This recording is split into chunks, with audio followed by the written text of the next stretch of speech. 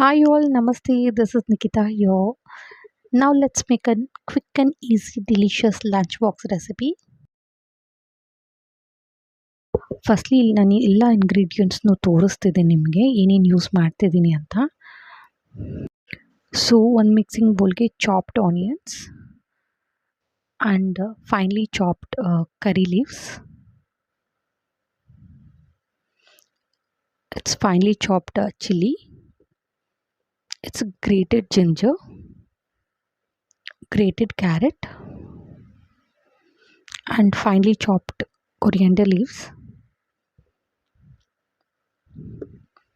and grated bottle gourd ಅಂದರೆ ಸೋರೆಕಾಯಿ ತುರಿದಿರೋ ಅಂಥದ್ದು.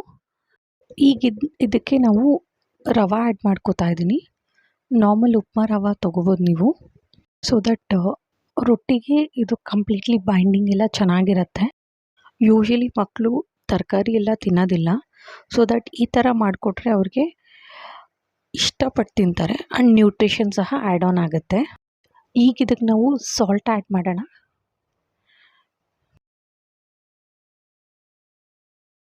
ಆ್ಯಂಡ್ ಸ್ವಲ್ಪ ಜೀರಾ ಆ್ಯಡ್ ಮಾಡೋಣ. ಇದನ್ನು ನಾವು ಕ್ಲೀನಾಗಿ ಮಿಕ್ಸ್ ಮಾಡಬೇಕು, ಸೊ ದಟ್ ಸೋರೆಕಾಯಲ್ಲಿರೋ ನೀರೇ ಸರಿ ಹೋಗುತ್ತೆ, ಎಕ್ಸ್ಟ್ರಾ ವಾಟರ್ ಏನೂ ಅಗತ್ಯ ಇರೋದಿಲ್ಲ.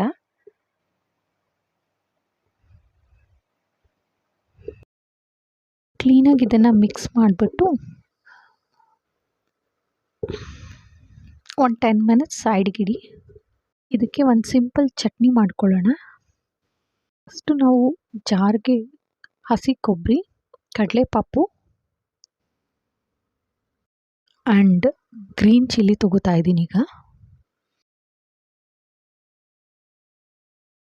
ಒಂದು ಗಾರ್ಲಿಕ್, ಚೂರು ಟ್ಯಾಮ್ರಿಡ್, ಜೊತೆಗೆ ವಾಶ್ ಮಾಡಿರೋಂಥ ಕೊತ್ತಂಬರಿ ಸೊಪ್ಪು, ಸಾಲ್ಟ್ ನಿಮ್ಮ ಟೇಸ್ಟಿಗೆ ಸಹ ಹಾಕ್ಕೊಳ್ಳಿ, ಆ್ಯಂಡ್ ಸ್ವಲ್ಪ ಜೀರಾ.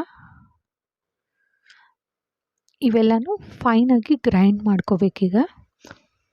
ಸೊ ನೋಡಿ, ಚಟ್ನಿ ಇವಾಗ ರೆಡಿಯಾಗಿದೆ.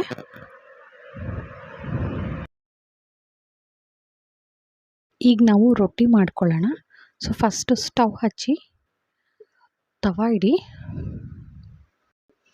ಸೊ ರೊಟ್ಟಿದು ಮಿಕ್ಸ್ಚರ್ ಇದೆ ಅಲ್ವಾ, ಸೊ ಕಂಪ್ಲೀಟಾಗಿ ಒಂದ್ಸತಿ ಮಿಕ್ಸ್ ಮಾಡ್ಕೊಳ್ಳಿ. ಬಟರ್ ಪೇಪರ್ ಮೇಲೆ ಕ್ಲೀನಾಗಿ ತೆಳ್ಳಗೆ ಒತ್ಕೋಬೇಕು ರೊಟ್ಟಿನ, ಸೊ ದಟ್ ಬೇಗ ಬೇಯುತ್ತೆ.